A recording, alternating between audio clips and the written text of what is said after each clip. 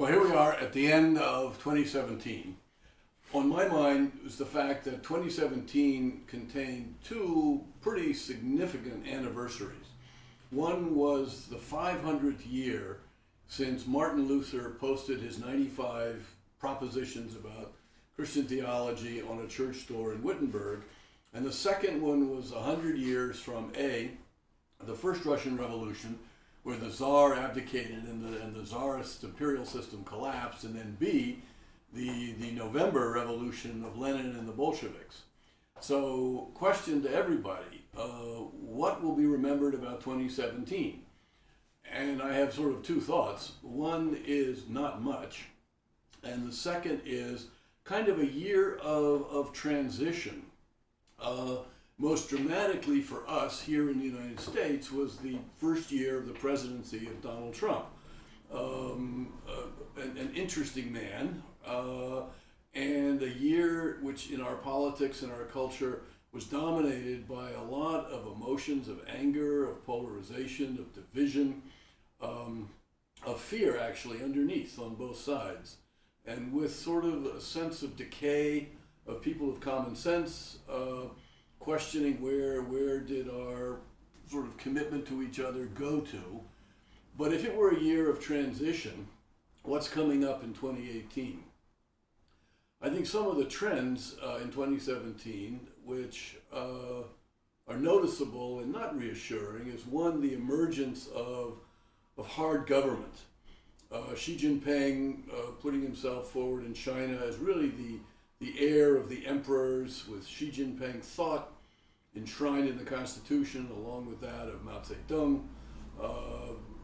Secondly, the Kim Jong-un in North Korea challenging the United States and China, a terribly poor country, but focusing through the government and totalitarian control of the people on the development of weapons, rockets and nuclear weapons, to punch way above its weight in terms of economic success and population. Vladimir Putin consolidating his control of the Russian people, not necessarily being very helpful in Syria to bring peace to the Middle East, to that country in particular, but working out, it seems to me, a legitimacy for his regime with an alliance with the Russian Orthodox Church and the sense of Russian nationalism, which made him broadly acceptable to many, many Russians. Brexit, the British in a sort of a fitful way, again raising questions about the future of Europe. What is Europe? Is it some sort of a cultural zone, or is it just a group of squabbling political entities? Angela Merkel in Germany not being able to get herself reelected with a great strong majority vote of the people, only some 33%, raising the questions of how do you run a democracy with the support of only a third, really, of the people. Continuing challenges of fundamental Islam in Europe, the United States, and around the world. Perhaps the beginning of a 100-year war between the Sunni Muslims and the Shia Muslims.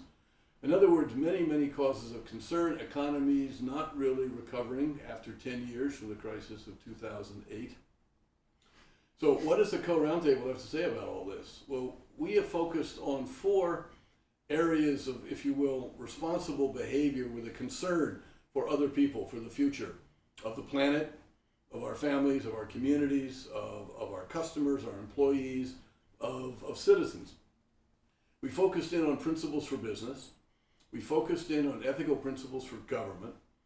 Not talked about very much, but more and more of concern in the United States and around the world is responsibility of wealthy people. As more and more of the world's assets and income seems concentrated in fewer and fewer people, this is going to challenge the ability of capitalism to produce growth if there's no effective demand. Few people with lots of money don't actually go out and buy a lot of presents for Christmas, at least in America, which is what we do. What is the responsibility of people with wealth? Is wealth really pure dominion and the right to do anything you want with your property? Or with wealth, do some sense of responsibility to a common good, to the future, to social capital come. And then we have a set of ethical principles for the nonprofit sector, civil society. Our vision is that if free market economics, governments, wealthy people, and civil society all act responsibly and with concern for beneficiaries of their power, that we will all lead better lives. And we, the Co-Roundtable in 2018, will try to do our best in our small way to bring this point of view to as many people as we can next year in 2018.